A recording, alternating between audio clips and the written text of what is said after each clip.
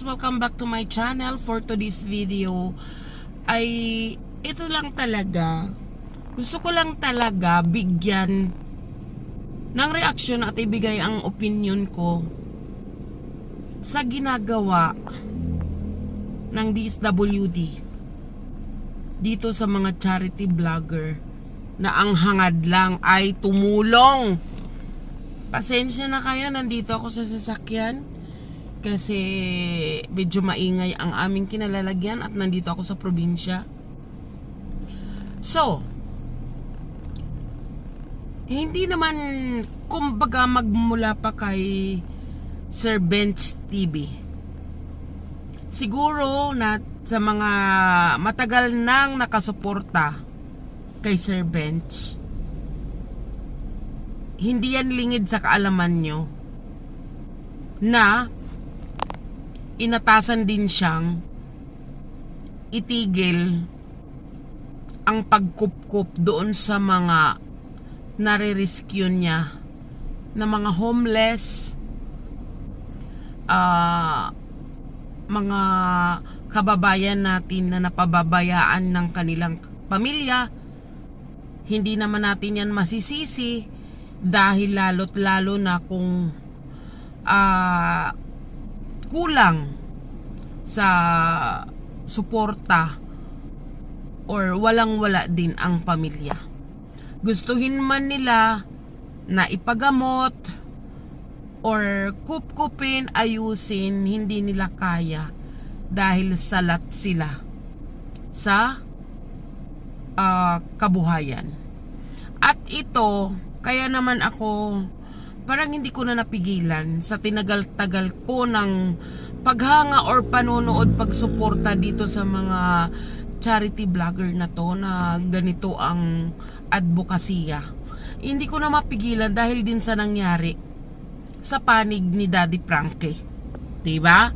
Hindi naman yan maikakaila na yung nangyari kay Sir Bench ay nangyari na din ngayon kay Daddy Frankie. Diba? Unahin natin kay Sir Bench. Kinuha yung ilang angels sa kanyang tahanan maliban doon sa mga yun kila Mami, kila Maki, na kila Drayday na hindi sumama at minabuti ng kamag-anak na manatili kay Sir Bench. Diba? Kinuha nila yon kasi nga bawal daw magkupkup, walang lisensya, etc. etc. So kinuha nga, diba? Pero sana alam nyo yun, DSWD, diba? Ito lang, order ba to ni Sir Wayne Gatchalian? Diba? Hindi kasi, marami kasi ang nagtatanong, maraming hindi nakakaunawa. Bakit? Diba? Samantalang ito mga angels ay halos hindi na nila kilala ang kanilang mga sarili bago sila nakuha ng isang Bench TV or Daddy Frankie official. Kasi kay Daddy Frankie, ultimo si Kuya Oliver lang ang hindi nakasama kasi nasa pamilya niya. Diba? Ito lang guys sa taga DSWD. Huwag nyo po masamain na mayroong mga vlogger na nagbibigay ng opinion, reaction, diba? Kasi paano na lang kung katulad ko, diba? Na gusto rin tumulong, although meron nakitira sa bahay pero matagal na, wala na, na maalam na nga yung isa, diba? Ano lang yun, kumbaga tumulong lang ako, ganun. Katulad kay Sir Bench, kinuha nyo ilan yun. Isa na dun si Ikay. Pagkakuha nyo, siguro binalik na sa family. At hindi nyo naman talaga yun maalagaan. Diba? Pero ano ang nangyari kay Ikay after ilang weeks lang?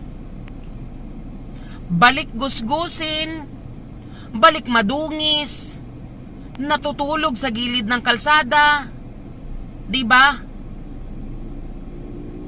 Mabuti na lang, may mga kababayan tayo, na nagmalasakit na itinuro ulit doon kay Sir Bench TV. Diba? Sana yung mga kinuha doon kay Daddy Frankie ay hindi mangyari katulad ni Ikay at saka yung iba pang nakuha. Si Ashley nagpagala-gala din pero hindi natin alam kung nabalik na sa family. Ngayon,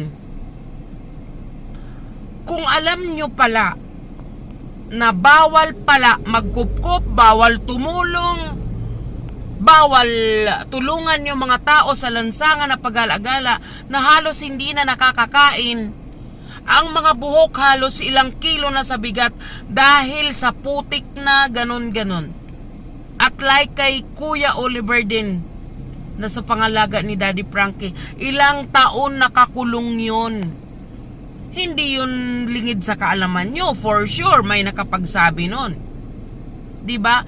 Bakit no mga panahon na yan, hindi nyo binalak na kunin? Marami pa, DSWD, marami pang mga kapuspalad, mga homeless ang nasa kalsada. Pero bakit pinili nyo yung mga kababayan na napagaling na or nalinis na, naipaumpisa ng mapagamot katulad ng ginawa ni Sir Bench TV, diba? Kay Ikay, sa iba pang mga angels, kay Daddy Frankie, doon kila Bandam. Bakit no mga panahon na yun na halos hindi nila kilala yung kanilang mga sarili, hindi nyo noon ipinatupad yung pagkuha sa kanila sa kalsada? Diba?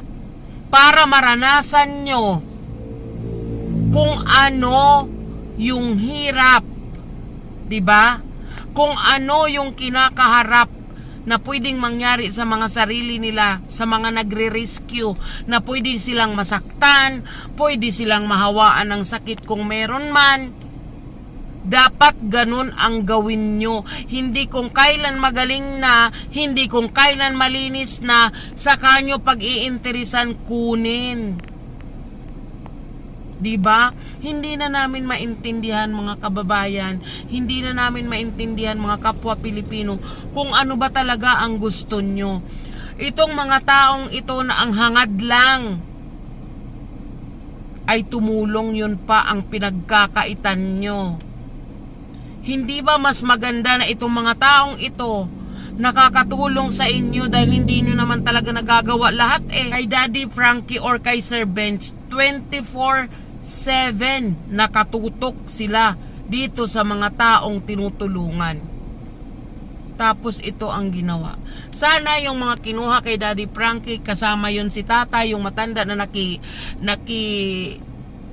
stay lang, nagpagamot lang ng mata, matutukan ng mabuti katulad ng pag-aaruga nila. Di ba? Kasi si Ikay, grabe, naging taong grasa ulit. Mabuti na lang nakuha ulit ni Sir Bench. Ngayon, malinis na naman siya, nakakakain on time, nainom ng gamot on time. Di ba? Yun. Mag-ikot kayo sa buong Metro Manila, buong Pilipinas, DSWD, marami kayong marirescue na nasa lansangan. Hindi itong mga tao na magagaling na gumagaling na, naaalagaan 24/7 ang pag-iinteresan nyo. Diba? Maghirap kayo muna. Diba?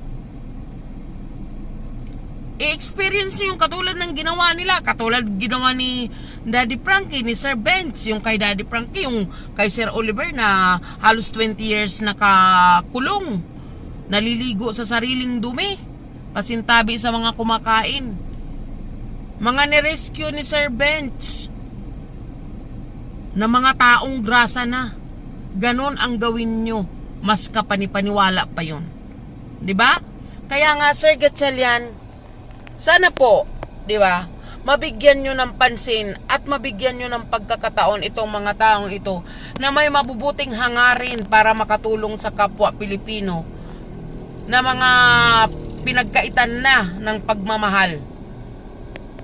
Bigyan nyo ng chance itong mga taong ito na may gamitin itong katulad ng mga charity vlogger na ito para magkaroon pa ng chance na ma-enjoy nila yung buhay na normal. Diba? Kasi parang ano na, hindi na natin alam kung ano talaga ang dapat gawin dito. Tutulong ka ng maayos, pagbabawalan ka. Diba? Napakalaking kaalwanan sa inyo yan na mayroon mga taong ganito. Diba? Masakit sa kalooban yung ganito Natural. Naalagaan na nila yan, napamahal na sa kanila yan. Diba? Masakit sa puso nila yan na kukunin. Tapos hindi naman nila alam kung talagang maaalagaan katulad ng pag-aalaga nila 24/7. Yun lang. Kasi kung sino pa yung malinis na, magaling na, nakakausap na ng maayos, imagine si Kuya Oliver, hindi nakakalakad yan. Imposibleng hindi nyo malalaman yan. Diba? Dahil sabi ni Nanay Ansing, nagpunta na yun sila pero wala. Diba? Sana lang, Sir Win Gatchalian, alam kong napakabuti mong tao. Diba? Hindi namin alam kung alam nyo po ito. Bigyan nyo ng chance itong mga taong ito na hayaan nyong makatulong. Diba? Maaayos naman sila Nagastos sila ng sarili nilang pera. Diba? Napakahirap dito sa Pilipinas, tutulong ka, masama ka pa. Yung isa nga pinapatulpo pa ng tinulungan. Grabe talaga, no? So yun lang. At sana lang, sir,